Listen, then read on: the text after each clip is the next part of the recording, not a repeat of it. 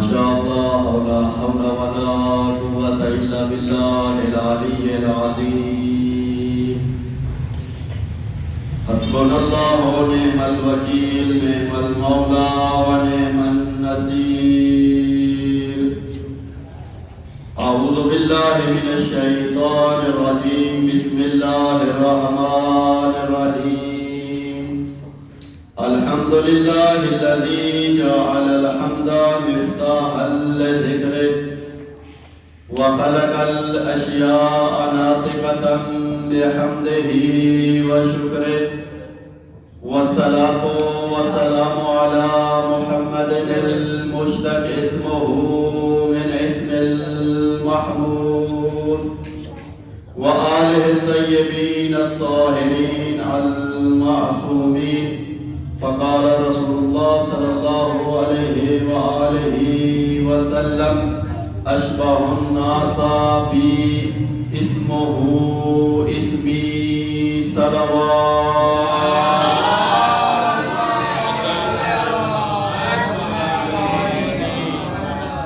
سب سے پہلے آپ تمام مومنین کی خدمت میں ولادت باسعادت امام محمد باقر علیہ السلام کی مناسبت پر مبارکباد عرض کرتا ہوں اور اسی کے ساتھ ساتھ ماہ مبارک رجب کا حلول ہے۔ خوش نصیب ہے کہ اللہ نے زندگی میں ایک دفعہ پھر ماہ مبارک رجب کا مہینہ عطا کیا۔ بہت عظیم مہینہ ہے۔ انشاءاللہ میں تھوڑے وقت میں چند گزارشات امام کے حوالے سے فضائل کے جملے آپ کی خدمت میں بیان کر کے، ماہ رجب بہت عظیم مہینہ ہے۔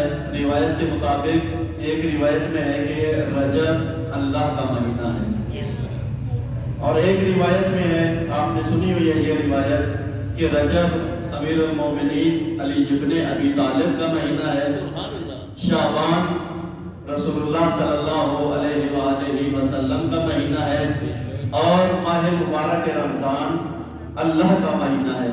ایک روایت میں کہ خود خدا نے ماہ رجب کو بھی اپنے سے نسبت دی ہے کہ رجب بھی میرا مہینہ ہے، اور روز آخرت منادی ندا دے گا این این رجبیون، جنہوں نے زندگی میں ماہ مبارک رجب کو احیا کیا وہ کہاں ہیں؟ رجب کو زندہ کرنے والے اب یہاں پہ ہے۔ فقط رجب کی فضیلت میں ایک جملہ اور امام کی میں شان میں آؤں، منادی جب ندا دے گا این این رجبیون، تو اس وقت ایک گروہ اٹھے گا، اور وہ کون سا گروہ ہوگا؟ جنہوں نے ماہ مبارک علیہ خیر انجام دیا ہوگا یا حتیٰ ایک روزہ رکھا ہوگا۔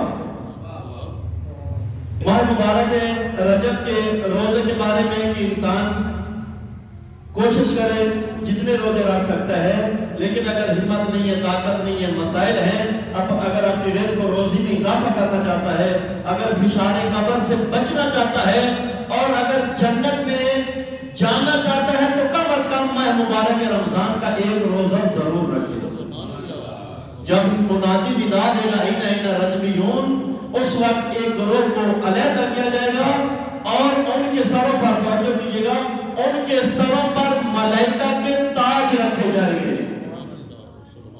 اور ان کو جنت میں داخل کیا جائے گا۔ جب پوچھا جائے گا کہ یہ کون لوگ تھے، تو اس وقت منادی ندا دینے والے کہے گا یہ وہ لوگ تھے جنہوں نے اپنی زندگی میں ماہ مبارک رجب میں خدا کی بندگی کی تھی، رجب کو زندہ کیا تھا۔ کہ خدا ہمیں بھی توفیق دے ماہ مبارک رجب میں خدا کی بندگی کریں، اور کوشش کریں کہ اس مبارک ماہ کے بہت سے اذکار ہیں۔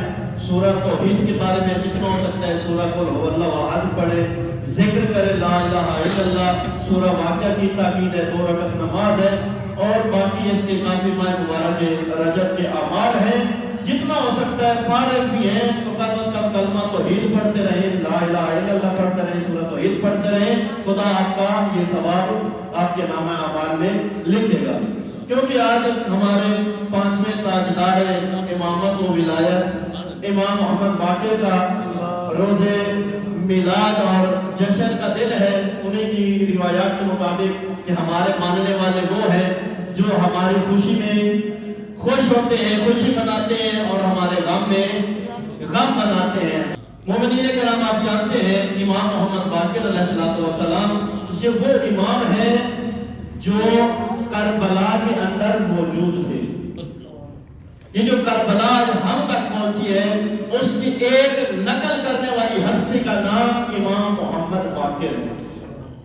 اور امام محمد باقر کی ابھی پیدائش نہیں ہوئی، ولادت سے پہلے اپنے صحابی جناب جابر کو رسول اللہ نے کہا تھا، اے جابر، یا جابر، آپ میرے 5ویں بیٹے کی زیارت کرو گے، اور جب میرے 5ویں بیٹے کی زیارت کرو تو میں مصطفیٰ کا سلام عرض کروں۔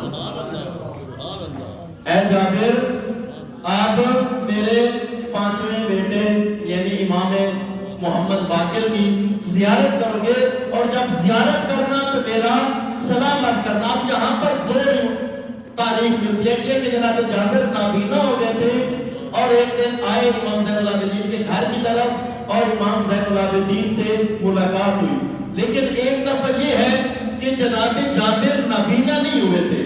توجہ کیجئے گا، جناب جابر نابینا نہیں ہوئے تھے، بڑھاپا آ گیا تھا، لیکن ہر وقت اپنی زبان سے یا باقر ہو، یا باقر ہو، یا باقر کی ندائیں دیتے تھے، اور لوگ کہتے تھے کہ جابر اب بوڑھا ہو گیا ہے، اب اس کی عقل نے کام کرنا چھوڑ دیا ہے، اس کو اور کوئی کام بھی نہیں ہے، یا باقر ہو، یا باقر، یا باقر اور علوم کے علاوہ اس کو کوئی اور بات نہیں آتی۔ جب لوگ پوچھتے تھے کہ کیوں یہ ذکر کرتے ہو تو کہتے تھے جب تک رسول اللہ کے اس بیٹے سے میں ملاقات نہیں کر لیتا اس وقت تک میں زندہ رہوں گا۔ نعرہ تکبیر، اللہ اکبر، نعرہ رسالت، نعرہ حیدری۔ جب تک امام محمد باقر سے جناب جابر کے جینے کی وجہ ہی یہی تھی کہ زمانے کے امام محمد باقر سے ملاقات ہو، اور جب آئے امام زین العابدین کے گھر میں، کہتے کہ میں بیٹھا تھا کہ جیسے دروازہ کھلا ایک 14ویں کے چاند جیسا چہرہ دروازے سے اندر وارد ہوتا ہے، داخل ہوتا ہے، کہتے جیسے اس بچے کی میں نے چال دیکھی تو میری نگاہیں اس بچے کی چال پر ٹک گئی۔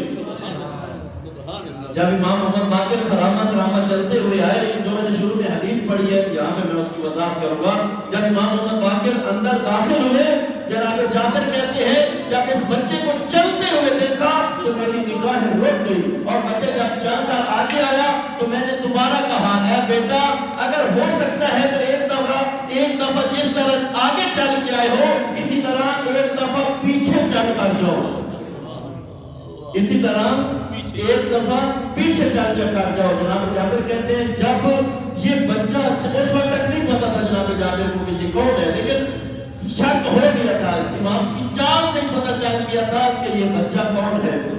جب کہا کہ پیچھے چل کر جاؤ، جب امام محمد باقر چل کر چلنے لگے، جب پیچھے کی طرف چلنے لگے تو جناب جابر کی زبان سے یہ جملے نکلے کہ یہی وہ بچہ ہے جو رسول اللہ کی چال چل رہا ہے۔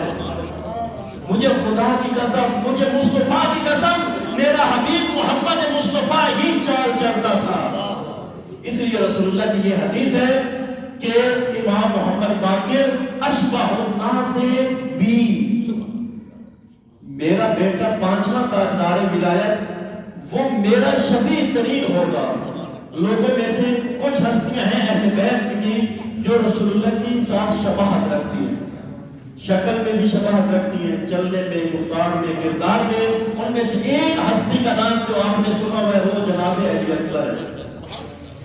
حضرت علی اکبر رسول اللہ کے شبیہ ترین، مشابہ ترین ہستی کا نام ہے، اور دوسری ہستی جو شبیہ رسول اللہ ہے اس کا نام باقر العلوم ہے، نام محمد ہے، لقب باقر العلوم ہے، کہ امام محمد باقر بھی رسول اللہ کے شبیہ ترین ہے۔ اور رسول اللہ فقط یہیں پہ نہیں روکے بلکہ کیا کہا، اشبہ الناس بھی، میرا بیٹا باقر جناب جابر کو کہا کہ میرا شبیہ ترین ہوگا۔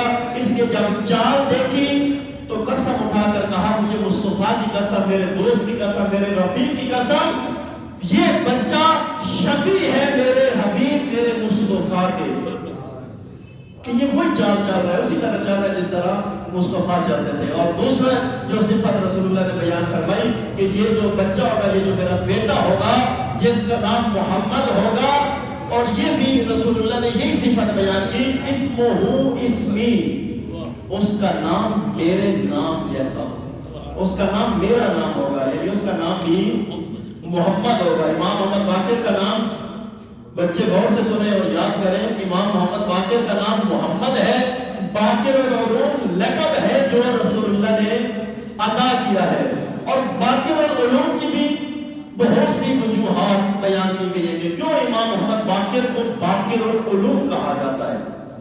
سنیں گے، بسم اللہ، توجہ ہے نا، امام محمد باقر کو کیوں باقر العلوم کہا جاتا ہے؟ ایک وجہ یہ، شاید یہ آپ نے پہلے نہ سنی ہو، ایک وجہ جو تاریخ میں ملتی ہے وہ یہ ہے کہ باقر شیر کو کہتے ہیں۔ باقر عربی میں شیر کے لیے کوئی 300 لفظ ہیں جو شیر کے لیے استعمال ہوتے ہیں۔ اسد شیر کے لیے استعمال ہوتا ہے، حمزہ شیر کے لیے استعمال ہوتا ہے، غضنفر شیر کے لیے استعمال ہوتا ہے، حیدر شیر کے لیے استعمال ہوتا ہے، عباس شیر کے لیے استعمال ہوتا ہے۔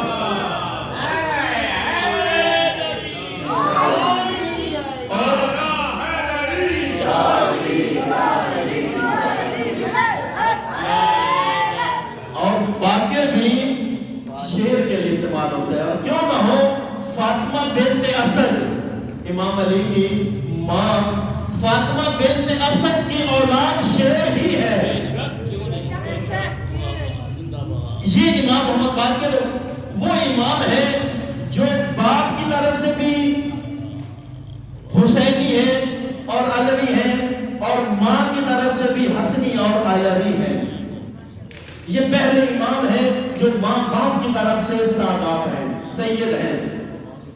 امام کی جو والدہ ہے وہ جناب فاطمہ بنت حسن، امام حسن مجتبی کی بیٹی، جو خود اس بی بی کے بارے میں ہے، کانت صدیقہ بعد الصدیقہ، سبحان اللہ، واہ واہ، کیونکہ صدیقہ کس کا لقب ہے؟ بی بی فاطمہ الزہرا کا، اور کہا کہ اس صدیقہ کے بعد اگر روئے زمین پر کوئی صدیقہ بی بی ہے تو وہ امام حسن مجتبی کی بیٹی جناب فاطمہ ہے۔ اور یہ بی بی امام محمد باقر کی ماں ہے، اور باپ زین العابدین، باپ کی طرف سے حسین، اس لیے اس امام کو فاطمی بھی کہا جاتا ہے، علوی بھی کہا جاتا ہے، حسنی بھی کہا جاتا ہے۔ ماں کی طرف سے بھی سید ہیں اور باپ کی طرف سے بھی سید ہیں۔ یہ امام محمد باقر بہت عظیم کردار ہے۔ اب جتنا وقت میں اسی کے اندر ختم کر دوں گا۔ امام محمد باقر، یہ ان ائمتوں اور ان کی سیرت پڑھنے اور سننے کی ضرورت ہے۔ ہمیں فقط محدود رکھا گیا ہے امام علی اور امام حسین تک، اور بچوں سے بھی پوچھیں، حتیٰ بچے نہیں بڑوں سے بھی پوچھیں تو وہ بھی امام علی کی چند جنگوں سے زیادہ نہیں جانتے، جبکہ تمام ائمہ، اور یہ ہمارا عقیدہ ہے، ہمارے جتنے بھی ائمہ ہیں یہ سب، توجہ کیجیے گا، یہ سب مسلم بھی ہیں اور ہادی بھی ہیں، یہ سب محمد ہیں۔ اولنا محمد، اوسطنا محمد، آخرنا محمد، کلنا محمد، یہ سب کے سب محمد ہیں۔ جب سارے محمد ہیں تو پھر ان سب کی سیرت اور کردار کا ہمیں علم ہونا چاہیے، کیا کردار ہے، کیا سیرت ہے۔ امام محمد باقر جب پیدا ہوئے تو 3 یا 4 سال، 57 ہجری، جو آج کا دن یکم رجب، گرچہ اس وقت جمعے کا دن تھا، یکم رجب 57 ہجری جمعے کے دن امام محمد باقر کی ولادت ہوئی، اور 61 ہجری میں واقع کربلا ہوا۔ تو امام تقریباً 3.5-4 سال کے کربلا میں موجود تھے، اس لیے یہ جو آج کربلا ہمارے تک پہنچی کی ہے اس کے ایک راوی امام زین العابدین ہے. اور اگر کوئی کہے کہ امام بچے ہیں، امام باقر سے کیسے روایات اور کربلا یہ شیعہ کہتے ہیں ہم تک پہنچی ہے، تو ٹھیک ہے امام بچے ہیں، لیکن یہ ہمارا عقیدہ امام ایک دن کا بھی ہو تو امام ہوتا ہے. جب حضرت عیسیٰ کے حوالے میں گفتگو کر سکتے ہیں تو فخر عیسیٰ بچپن میں واقع کربلا کو کیوں نہیں بیان کر سکتا؟ اور اگر یہ مان بھی لیں تو امام نے تقریباً 30 سال اپنے جد امام زین العابدین کے ساتھ زندگی بسر کی ہے. تقریباً کل ملا کے 37 سال کا عرصہ بنتا ہے امام محمد باقر کا جو اپنے بابا کے ساتھ گزارا. اور ان 36-37 سالوں میں سے 34 سال کربلا کے بعد امام زین العابدین کے ساتھ گزارے. اور امام زین العابدین تو کربلا میں بچے نہیں تھے. امام زین العابدین تو کربلا میں سب کچھ اپنی آنکھوں سے دیکھ رہے تھے. اور امام زین العابدین کا ایک کام جو زندگی بسر کی 34 سالہ کربلا کے بعد جگہ جگہ پر کربلا زندہ کرتے تھے. حتیٰ ملتا ہے کہ جب مکہ جاتے امام محمد باقر کو ساتھ لے کر جاتے، وہاں جا کر عزاداری کا اہتمام کرتے ہیں اور کسی شاعر کو کسی خطیب کو کہتے کہ کربلا بیان کرو، میرے سامنے حسین ابن علی کے میرے جد کے فضائل بیان کرو. اور پھر ایک خاص ہدیہ بھی معین کیا ہوا تھا جو ہدیہ خطیب کو پڑھنے والے کو دیتے تھے. ایک دفعہ امام محمد باقر خود یہ نقل کرتے ہیں، میں چھوٹا تھا کہ میرے بابا کی ایک جو سیرت تھی چھپا کر مخفی طور پر، آپ جانتے ہیں شاید جانتے ہو یا سنا ہو، ممکن ابھی ذہن میں نہ ہو، امیر المومنین علی ابن ابی طالب امام علی کی قبر چھپی رہی ہے، مخفی رہی ہے. امام صادق کے دور تک، امام صادق سے پہلے سوائے معصوم ہستیوں کو، امام معصوم ہستیوں کی کسی اور کو پتہ نہیں تھا امیر المومنین کی نجف میں مزار اور قبر کہاں پر ہے. لیکن امام زین العابدین کا ایک یہ کام ہوتا تھا، امام محمد باقر چھوٹے سے ہوتے تھے اور امام محمد باقر کو مخفی طور پر لے کر صحرا میں جاتے اور امیر المومنین کی قبر کے پاس جا کر زیارت امین اللہ پڑھتے. یہ جو زیارت امین اللہ امیر المومنین کی قبر پر پڑھنے کا حکم ہے، اگرچہ حکم ہے کہ اگر کسی معصوم کی زیارت پر جاؤ اور کوئی زیارت نہ پڑھو، زیارت امین اللہ ضرور پڑھو. وہ ایسے ہی اس امام کی زیارت کی ہے، تم نے اس امام کی زیارت پڑھی ہے، بہت عظیم اجر ہے. اور امام کیا کرتے تھے؟ زیارت امین اللہ کی تلاوت کرتے تھے. اس زیارت امین اللہ کے ایک ناقل امام محمد باقر ہے.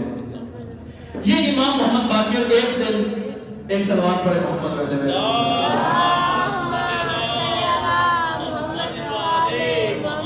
ایک دن امام کا ایک صحابی ہے حکم ابن عتیبہ، توجہ کیجئے گا، یہ واقعہ 3 جملوں میں بیان کروں گا لیکن کوشش کریں زندگی میں ان کو اپنائیں.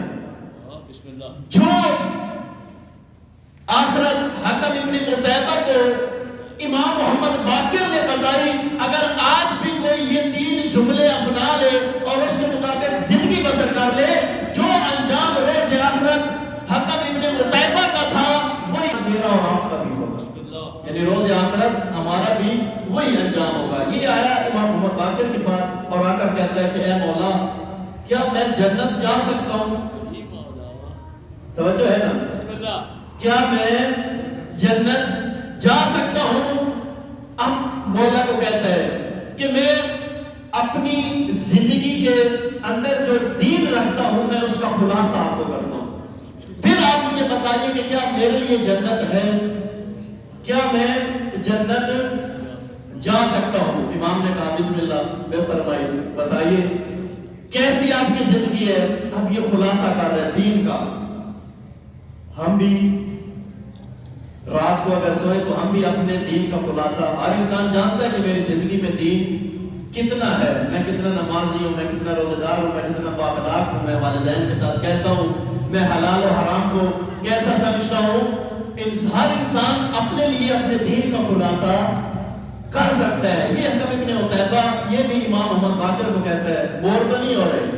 بسم اللہ کے ساتھ نعرہ حیدری، نعرہ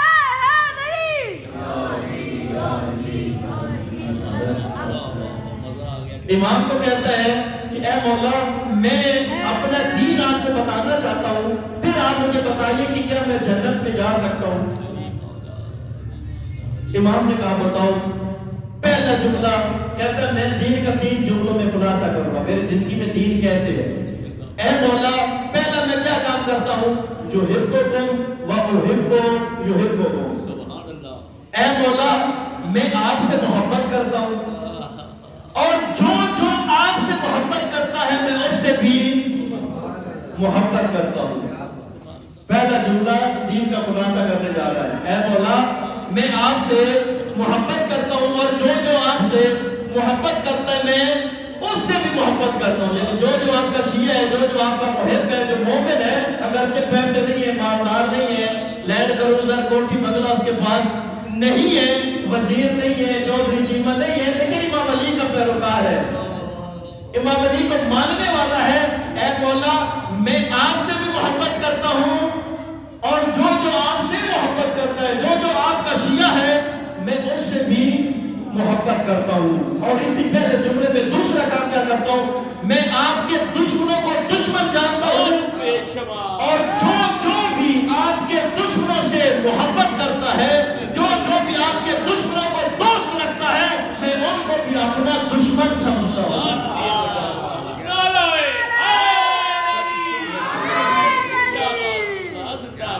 اے مولا میں آپ سے بھی محبت کرتا ہوں، جو آپ کے ساتھ محبت کرے ان سے میں بھی محبت کرتا ہوں۔ محبت ہے جو ان کو دوست رکھتا ہوں، میں ان کو پسند کرتا ہوں، میں چاہتا ہوں ان کے ساتھ میرا اٹھنا بیٹھنا ہو، یہ میرے دوست ہو۔ اور جو دل میں آپ کا اور آپ کی آل کا بغض رکھتا ہے وہ میرا بھی دشمن ہے، اور حتیٰ جو آپ کے دشمنوں کو دوست رکھے میرا وہ بھی دشمن ہے۔ آج دیکھ رہے ہیں جو اہل بیت کے دشمن ہے، کیا اہل بیت کے پیروکاروں کے وہ دوست ہیں یا نہیں ہے؟ یہ پہلا اس نے خلاصہ کیا۔ یہ دل کی ترقیوں پہ لکھ لیں کہ جو اہل بیت سے اگر ہم بھی محبت کریں، کیونکہ آخر میں جو نتیجہ آنا ہے آپ کے دل کھل اٹھنے ہیں کہ کیا امام محمد باقر نے نتیجہ دیا۔ اور اسی واقعے میں میں اپنی گفتگو کو ختم کر دوں گا۔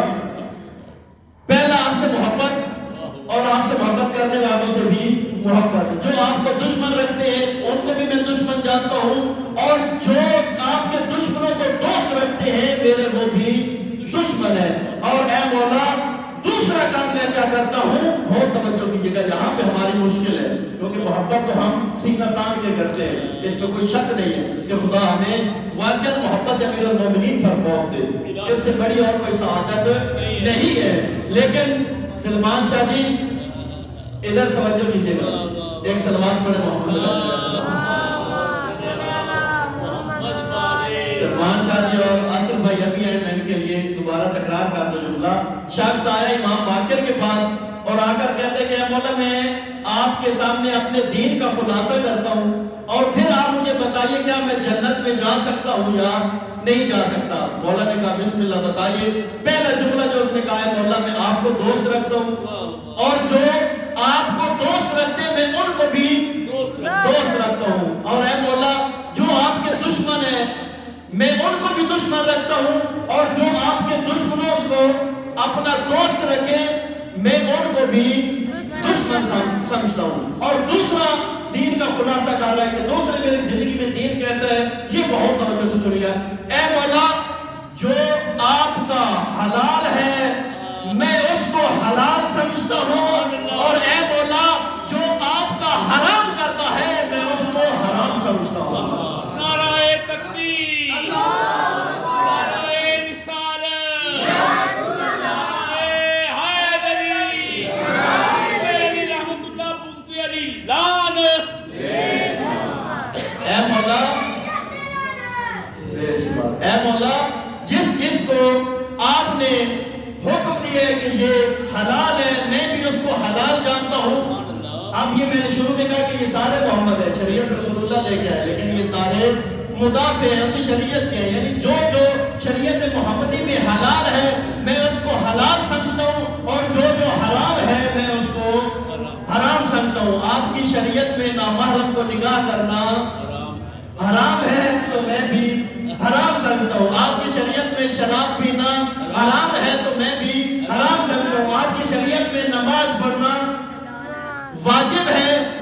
اس کو واجب سمجھتا ہوں. بس جو جو شریعت محمدی میں حلال ہے اس کو میں بھی حلال سمجھتا ہوں, اور جو جو حرام ہے وہ میرے نزدیک بھی حرام ہے. اور تیسرا دین کا خلاصہ کیا کرتے ہیں, بہت عظیم جملہ ہے, اور یہ خوش نصیبی ہمیں نصیب ہوئی ہے. یہ زمانہ, اس زمانے کی ہر معصوم نے حسرت کی ہے. ہر معصوم نے کہا کہ کاش ہم زمانہ غیبت میں ہوتے, زمانہ ظہور میں ہوتے.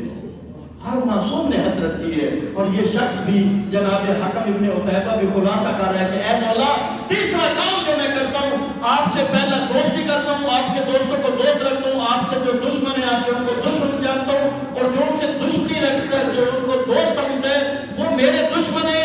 اور دوسرا, آپ کے حلال کو حلال سمجھتا ہوں, آپ کے حرام کو حرام سمجھتا ہوں. اور تیسرا کام میں کیا کرتا ہوں, اے مولا میں انتظار فرج کرتا ہوں. اللہ اکبر. امام زمانہ اس وقت ابھی پیدا بھی نہیں ہوئے, لیکن ائمہ نے امام زمانہ کو متعارف کروایا. ہر معصوم نے حسرت کی ہے امام زمانہ کی, اور یہ خوش نصیبی نہیں ہے کہ اللہ نے ہمیں مہدی جیسا امام دیا.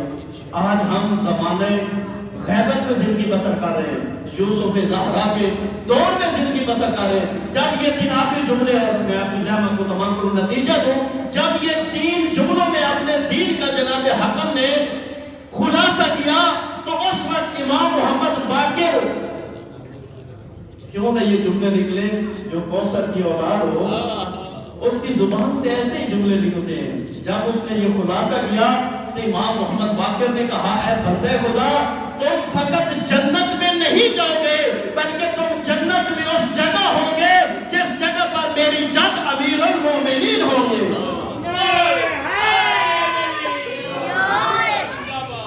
تم جنت میں وہاں پر ہوں گے, فقط جنت نہیں جائیں گے. اسی لیے میں مجالس میں کہتا رہتا ہوں کہ شیعہ کے لیے کمال جنت میں جانا نہیں ہے. شیعہ کے لیے کمال یہ ہے کہ اس جنت میں جائے, جنت کے اس درجے اور اس مرحلے تک پہنچے جس مرحلے میں امیر المومنین رہتے ہیں. کہا تم جنت میں میری جد امیر المومنین رسول اللہ, امام حسن, امام حسین, میرے بابا امام زین العابدین اور میں باقر العلوم کے ساتھ ہوں گے. کیا خوش نصیبی ہے. اگر ہم بھی یہ 3 دین کا خلاصہ کر لیں اور ان 3 جملوں پر عمل کر لیں اور دین اسی طرح اپنا لیں, تو پھر یہ فقط امام کا بس حکمت والا جملہ جناب حکم ابن عتیبہ کے لیے نہیں ہے, پھر ہر زمانے کے شیعہ کے لیے ہے. جو بھی ان کے دشمنوں کو دشمن سمجھے, ان سے محبت کرنے والوں کو دوست رکھے, ان کے ساتھ بغض رکھے ان سے بغض رکھے, ان کے حلال کو حلال جانے, ان کے حرام کو حرام سمجھے, اور اپنے آپ کو حجت خدا کے ظہور کے لیے آمادہ کر لے, تو وہ آخرت میں امیر المومنین کے ساتھ ہوگا.